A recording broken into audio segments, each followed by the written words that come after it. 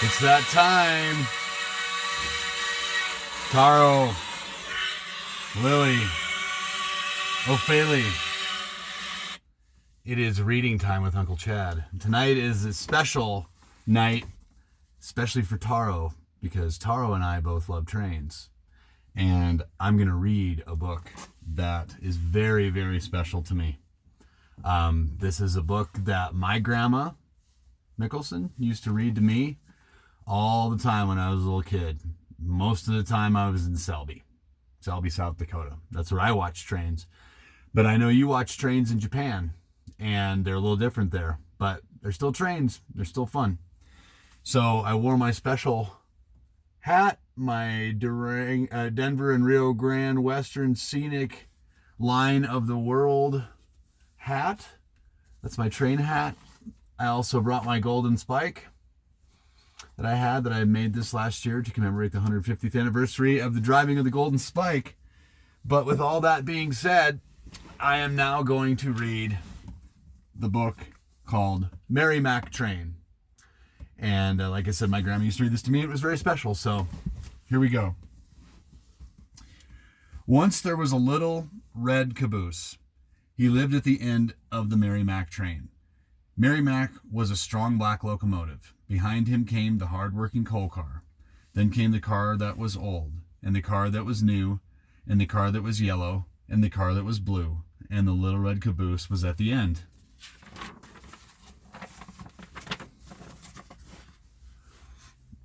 One day the little red caboose felt unhappy.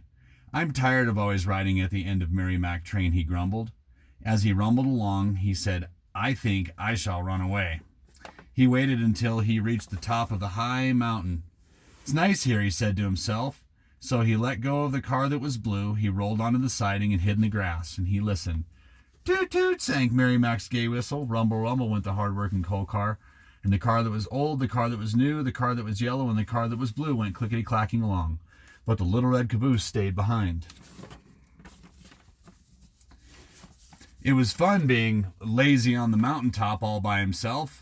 The little red caboose enjoyed watching the clouds float along in the sky. He liked listening to birds sing. He liked looking at the pretty flowers.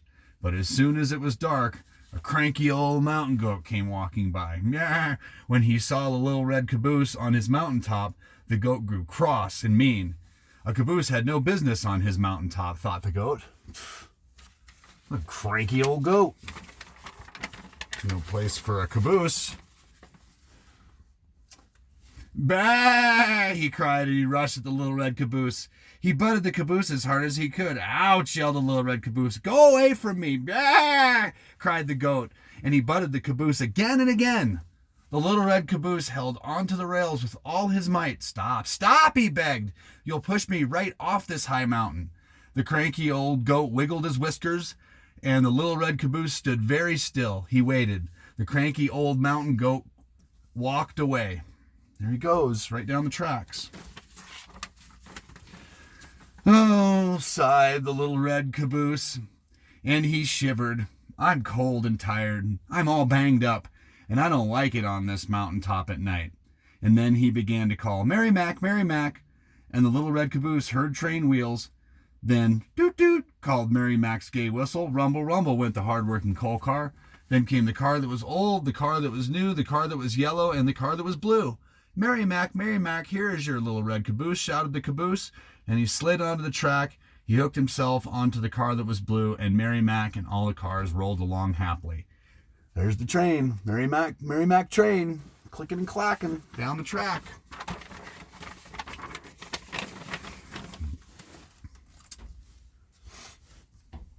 For 2 days, the little red caboose was as good as he could be.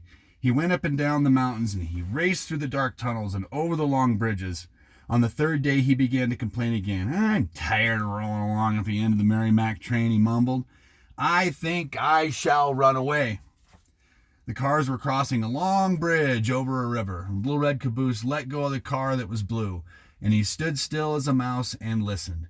Toot toot sank Mary Mack's gay whistle. Rumble rumble went the hard-working coal car. And the car that was old, the car that was new, and the car that was yellow, and the car that was blue went clickety-clacking along.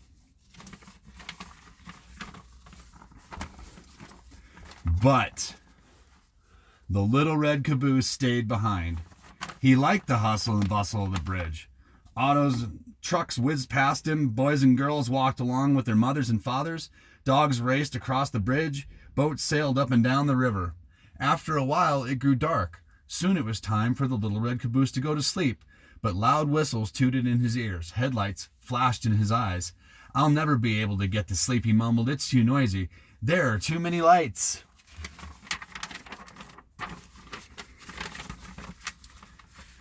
And then Mack began to call. And then he began to call, Mary Mack, but Mary Mack was nowhere in sight. Someone told the policeman about the lost caboose. The policeman said, "This is no place for a lost caboose. I'll have to take him back to the train yard." And the policeman found a good strong piece of rope. He began to tie it carefully around the little red caboose's bumper. Just then the little red caboose heard the sound of train wheels backing up. Then, "Toot toot," cried Mary Mack's gay whistle. Rumble rumble went the hard-working coal car. Then came the car that was old, the car that was new, the car that was yellow, and the car that was blue. Mary Mack, here is your little red caboose," shouted the caboose. And he slid along the track. He hooked himself onto the car that was blue, and Mary Mack and all the cars rolled happily along. From that day to the next, the little red caboose was as good as he could be. Then he forgot about the cranky mountain goat on the mountaintop. He forgot about the loud whistles and the lights flashing in his eyes on the bridge. He grew unhappy again. "I'm tired of riding at the end of Mary Mack train," he wailed. "I think I shall run away again." In the middle of a long, dark tunnel, he let go of the car that was blue. Swish went Mary Mack. Swish went the hard-working coal car. Swish, swish, swish, swish went the car that was old, the car that was new, the car that was yellow, and the car that was blue. But the little red caboose stayed behind.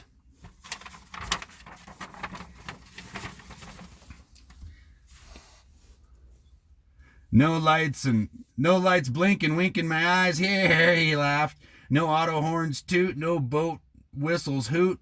There are no cranky mountain goats down here." The tunnel was very quiet, but soon heavy freight trains wheezed through the tunnel. They left thick clouds of smoke behind them. The little red caboose began to choke and then began to cough.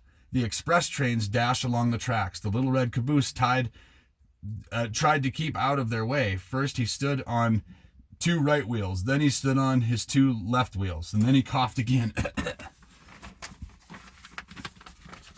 Suddenly, a long, shiny passenger train backed into the tunnel. She switched from one track to another. She started forward. She backed up. Then, bang! She hooked onto the little red caboose. Out of the tunnel she went as fast as she could go. "Highball! Help, help!" called the little red caboose as he bumped along at the end of the long, shiny train. "You've made a great mistake. I don't belong at the end of a passenger train." But the train did not hear him. Silly little red caboose. That's what you get, dude.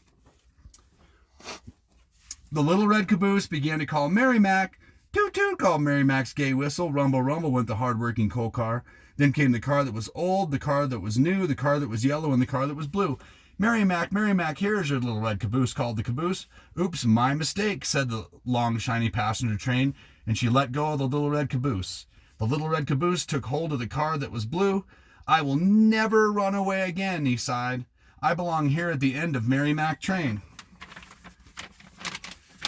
The Mary Mack train puffed along the shiny rails. "Toot toot," sang Mary Mack, the strong black locomotive.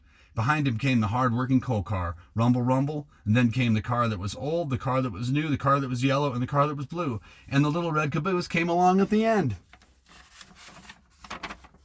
How's about that? And there goes the little red caboose. And there's another look at the Mary Mack train. So with that, I know Mary Mack's a little different than trains in Japan, but they're all pretty cool, and I hope someday you learn to appreciate American railroading, Taro. So, and Lily and Ophelia. So with that, have a good night. Love you guys.